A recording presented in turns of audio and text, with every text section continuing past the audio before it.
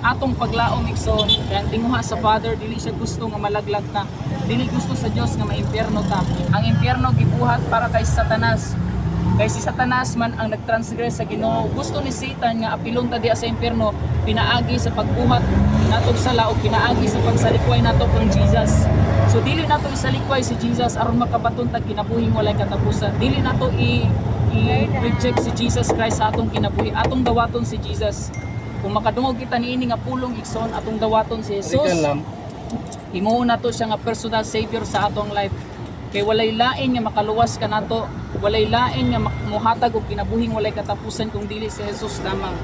That's why kitang tanan separated man, so we need a savior.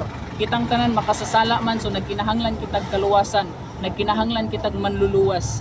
So kay nagkinahanglan man kitag manluluwas, nag-ingon ang pulong sa Ginoo nga dawaton nato si Jesus sa atong kinabuhi, aron kita makapaton og kinabuhing walay katapusan. For whosoever believe in Him should not perish but have an everlasting life. Ang tanan nga mutuo kang Jesus adunay kinabuhi, kinabuhing dayon. Apan ang dili mutuo, naay kabutangan ni ana igsoon, naay kalaglagan, naay impyerno. Patinguha sa Father nga dili ta sa impyerno. Amen. Gusto sa Ginoo nga ikaw ug ako maluwas, so makapaton sa kinabuhing walay katapusan.